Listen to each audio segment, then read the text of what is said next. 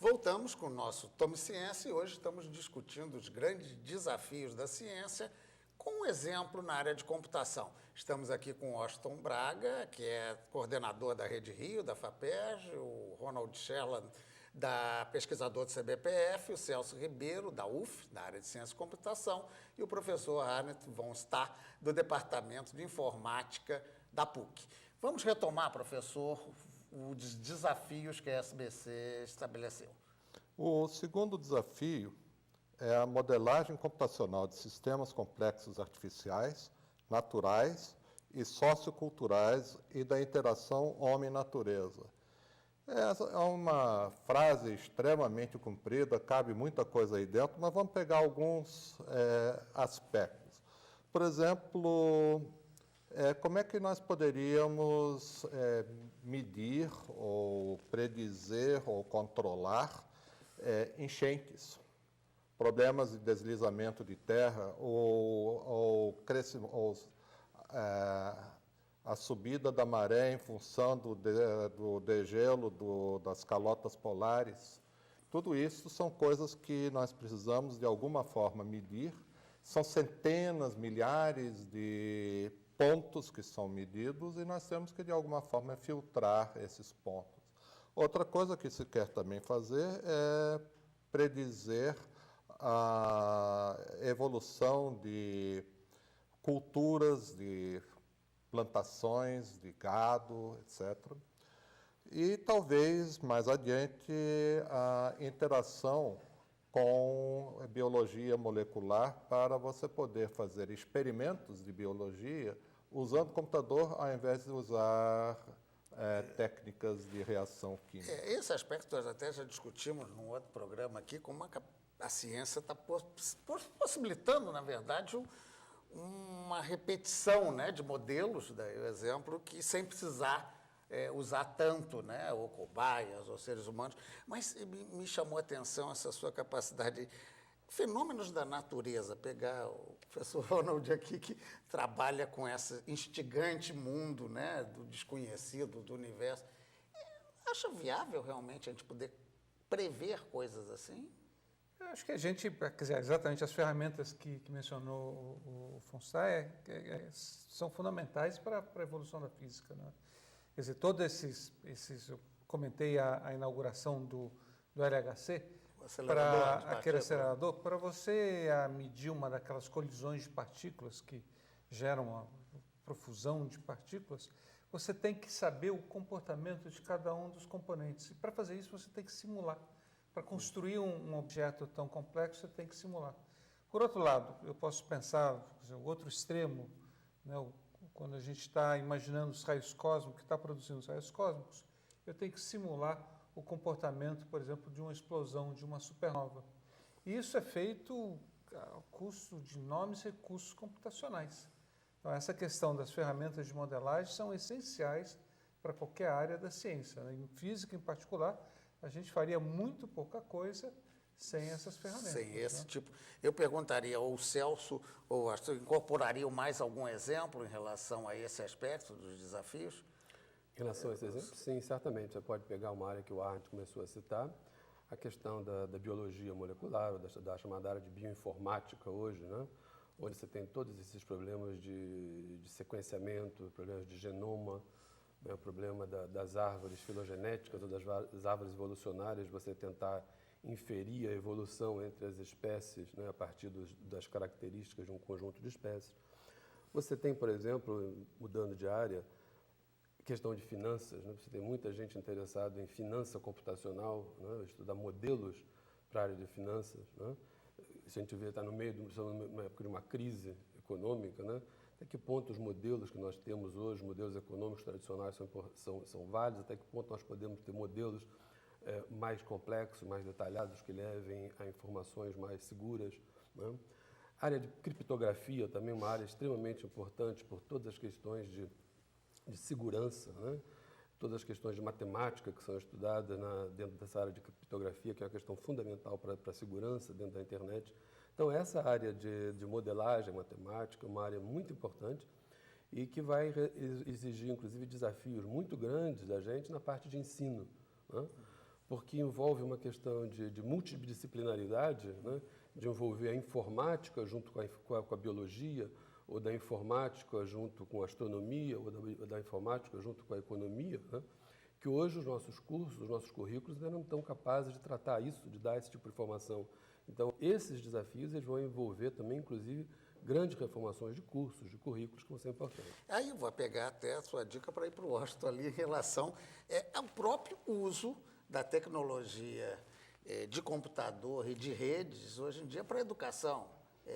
Educação à distância, por exemplo, tem um caminho importante a seguir? Eu acho que, como toda tecnologia, é importante entendermos para que serve, para que público, porque quando a gente fala em ensino à distância, é uma ferramenta extremamente interessante para um determinado tipo de aluno.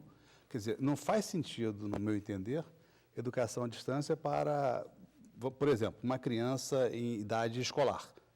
E faz uma imensa diferença a educação à distância para um profissional que trabalha numa empresa, por exemplo, uma empresa multinacional que tem seus funcionários espalhados pelo mundo inteiro, e, de repente, há uma oportunidade de treinamento numa área específica e é inviável pegar todos os profissionais espalhados por 10 ou 15 países, trazê-los para um único lugar para dar um treinamento. O que hoje está se também usando em videoconferência. Por exemplo. Então, eu acho que a ensino à distância é mais para esse público, para segmentos específicos, do que substituição de uma aula presencial. São dois bichos diferentes. Né? Nós vamos ter a questão da inclusão digital daqui a pouco, né, professor? Mas o professor Renato tinha pedido aqui para dar um piteco no tema. Eu ia comentar uma coisa, um lado um pouco inusitado às vezes, quer dizer, nós cientistas puxamos o desenvolvimento da tecnologia, mas a gente se esquece às vezes que coisas mais prosaicas, né, têm um impacto tecnológico e são uma alavanca tecnológica importante. E nessa questão de simulação, videogames teve um papel crucial em tornar essas ferramentas, do ponto de vista nosso, de cientistas, ferramentas extremamente sofisticadas. De certa maneira, foi a meninada, né, que fica desenvolvendo esses jogos malucos, porque eu não estou muito acostumado com eles, mas é isso que vem que nos realimenta. É muito curioso esse balanço de coisas, né? Quer dizer, você desenvolve a ciência aqui, ela tem um impacto na sociedade, depois aquilo alimenta de volta. Como que, no caso, o videogame alimentou? Porque quando você começa a fazer esses videogames muito realistas, você tem que inventar novas ferramentas, você tem que desenvolver algoritmos. Esses algoritmos são algoritmos científicos. E, às vezes, para fazer os seus experimentos científicos, você não tem gente suficiente. Mas quando você está desenvolvendo produtos comerciais, há uma enorme gama de pessoas envolvidas naquilo. Então, esse processo é um processo interessante. Né? Tem até um aspecto, você tem, por exemplo, o treinamento de pilotos. Você quer treinar um piloto para ele ser capaz de cuidar do avião, né? Em caso de uma emergência. Você não pode treinar isso com emergências reais. Então, você tem um simulador de coisas. E isso tem em uma porção de áreas. Você tem simuladores para comportamento, para você treinar os operadores de usinas hidrelétricas, você tem simuladores para treinamento de refinarias e tal, para que as pessoas tenham quase que uma reação pavloviana quando vem um acidente qualquer que eles não têm tempo para ver como é que se sai dessa. Então, eles têm que ter uma reação imediata e isso precisa ser muito treinado.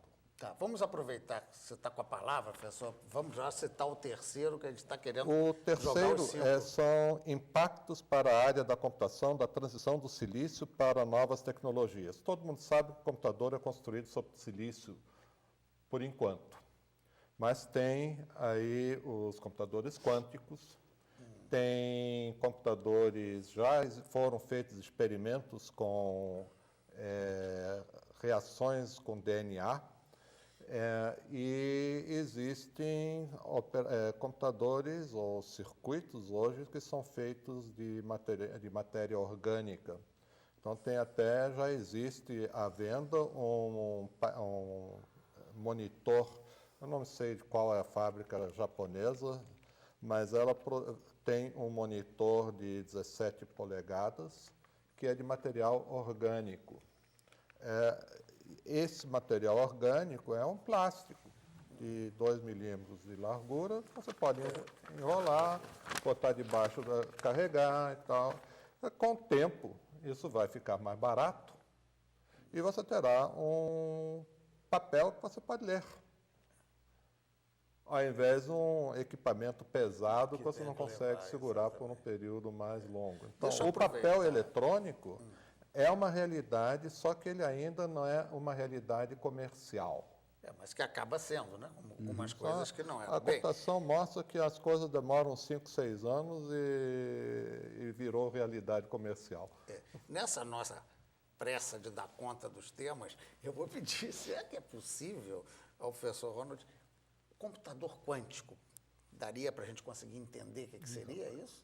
Eu imagino que mesmo o prêmio Nobel teriam dificuldade de explicar o que é um computador quântico. Eu sempre achei isso. Honestamente, eu acho que é uma ideia, quer dizer, que é muito fascinante, mas eu sou muito cético com relação à viabilidade da existência de um computador quântico, não só na minha vida, como na vida, provavelmente, da sua audiência, na vida dos jovens da sua audiência. Eu acho que ainda é uma promessa que vai levar muito tempo para se materializar. Agora, não seria a primeira vez que você diz uma coisa desse tipo e daqui a 5 anos aparece alguém com um computador quântico efetivo. Mas para a gente não ir para o intervalo sem o conhecimento, em princípio, o que seria, para depois entrar para o biológico ali, pedir auxílio do Celso, a física quântica, todo mundo fala, mas o público certamente acha que é um palavrão, né? Os próprios físicos às vezes têm um pouco de dificuldade de entender, mas eu acho que você pode entender o problema do computador quântico, essencialmente quando você se dá conta de que todos os computadores trabalham essencialmente com o bit, que é um processo que é 1 ou 0, 1 ou 0, e só isso, né? E só com isso você consegue construir uma enorme, quer dizer, riqueza de coisas, né? O computador quântico, você tem uma informação onde você não tem mais o 1 e o 0. Você tem um estado contínuo, você tem relações entre estados contínuos, mas transformar isso em uma informação que é útil é uma enorme dificuldade. Eu não consigo sequer pensar num algoritmo. Como é que eu faria a conta de 2 mais 2 com um computador quântico? Talvez algum de vocês esteja mais familiarizado com isso, possa explicar. Mas eu acho que essa questão do computador quântico, ele abre... A gente tem que pensar de uma maneira completamente distinta do que a gente está acostumado. O Washington estava querendo dar ainda um palpite. Enfim, não é palpite não, eu sou engenheiro, então eu só queria lembrar que a própria dificuldade do professor Scheller em explicar o que vem a ser a computação quântica a uma audiência leiga, para mim é um dos grandes desafios da ciência. É como transformar um conceito extremamente difícil, que escapa a uma grande totalidade do povo do mundo inteiro, digamos, e transformar isso em algo palatável para um cidadão, digamos, cidadão da sua audiência. Isso é um desafio. Isso talvez seja um dos maiores desafios que a ciência tem, como transformar um conhecimento científico dificílimo, complexo, não tem a menor dúvida, mas em algo que a audiência possa entender. Eu acho que não é nada trivial. Ok. Vamos a mais um intervalo e voltamos já com a continuidade do nosso programa.